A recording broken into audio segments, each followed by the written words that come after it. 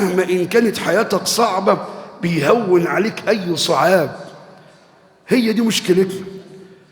كم واحد دلوقتي بيحب جاره؟ اسأل نفسك كده، انت أخبارك ايه وأحوالك ايه مع أقاربك؟ أحوالك ايه مع والديك؟ أحوالك ايه مع زوجتك؟ أحوالك ايه مع أبنائك؟ أحوالك ايه مع جيرانك؟ أحوالك ايه؟ في حب؟ في حب؟ في رحمة؟ الولد بينه وبين أبوه في رحمة؟ وقضى ربك ألا تعبدوا إلا إياه وبالوالدين إحسانا إما يبلغن عندك الكبر أحدهما أو كلاهما فلا تقل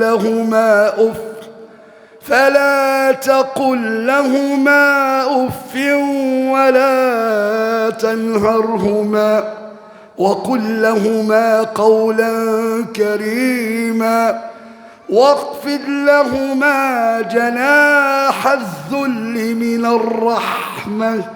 اسمع، واخفض لهما جناح الذل من الرحمة وقل رب ارحمهما كما ربياني صغيرا.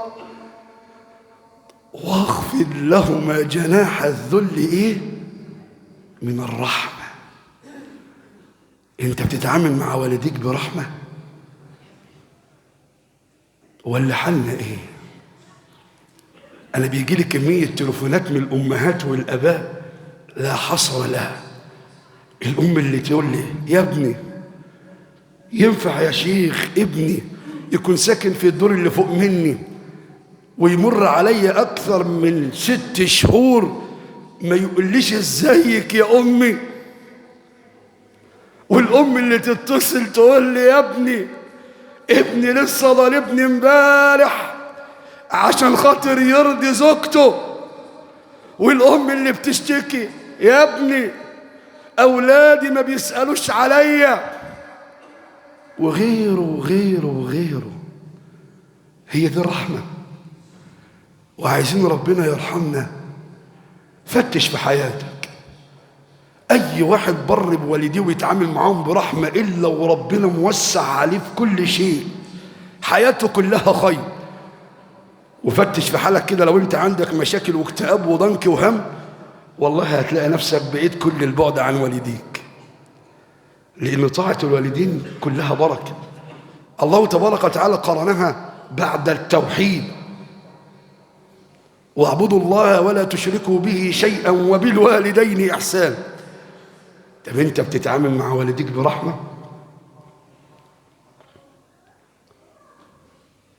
بتخاصم أمك وتخاصم والدك يا مفتري عشان زوجتك؟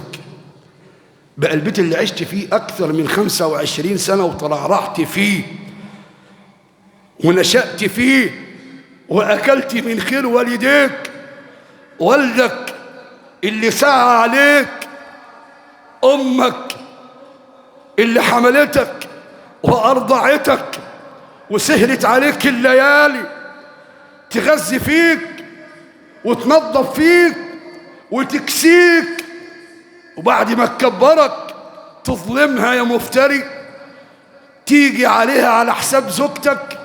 هذه الأم التي قامت وسهرت عليك الليالي لتراك في أحسن حال، فجأة كده ينقلب الحال وتبقى أمك سيئة. زوجتك تقول لك أمك أمك أمك. هل هذا يرضي الله؟ الشباب الصغير بيتعامل ازاي مع والديه؟ فلا تقل لهما اف. مجرد كلمة اف بس.